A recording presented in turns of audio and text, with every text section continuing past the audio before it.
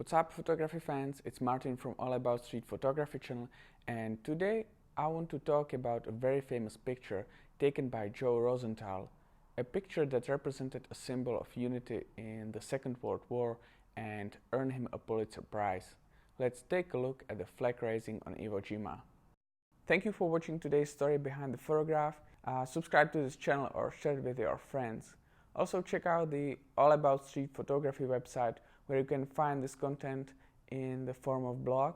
Everything is for free, so if you feel like supporting this channel this way, it would be appreciated.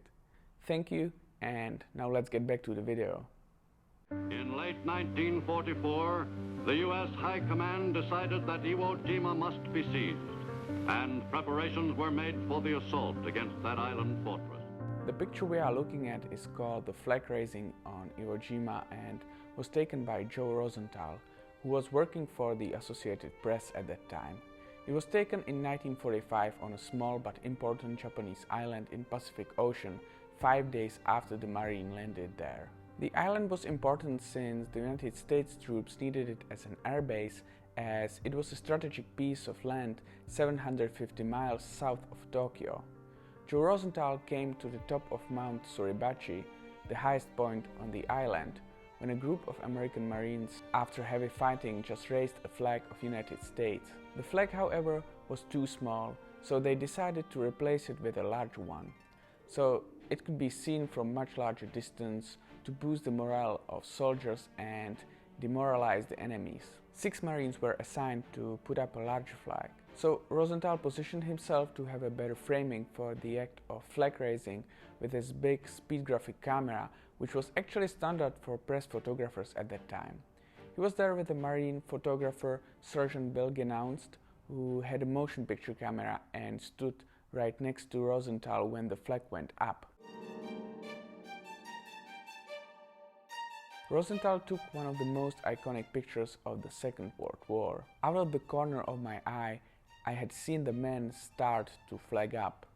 I swung my camera and shot the scene. That is how the picture was taken. And when you take a picture like that, you don't come away saying you got a great shot. You don't know. It was published 2 days later across the United States, and the photo became one of the most republished and recognizable images. Rosenthal later recalled he did not realize the picture he just shot was anything special until he started receiving congratulations, and even then he was not sure which picture was it. Millions of people actually saw the picture almost a week before he did. It was also replicated in a sculpture at the US Marine Corps War Memorial. The Post Office Department chose the flag raising on Iwo Jima to honor the United States Marine Corps on a postage stamp. The flag itself still exists and is displayed in the National Museum of Marine Corps. Sergeant Bill Genaunst and 3 of the troops raising the flag later unfortunately died in the combat. There is also a movie directed by Clint Eastwood based on a book written by James Bradley, the son of one of the flag raisers. Let me know if you have seen that movie and what you think about it. Rosenthal was awarded the Pulitzer Prize in 1945, and the photo was selected among top 100 examples of journalism in 1999 by New York University. Rosenthal always denied the second flag raising was staged for him. He explained he would probably have ruined the photo if he attempted staging it by choosing fewer men and making sure their faces could be seen. The controversy started because Rosenthal actually staged a photo with a flag, but it was after the flag was already up, a different photo where Marines posed in front of the flag. When asked if the photo was staged, he answered, thinking about the other photo. By the time he realized what photo was in question, it was already too late and the damage was done. A special meeting was held in Washington between military officials, editors of Life and AP to solve the controversy once for good. In the end, they came to the conclusion that the picture was not posed. When we look at the composition, the position of the flag and the pole is pretty much perfect. A moment earlier and the flag would have been too low.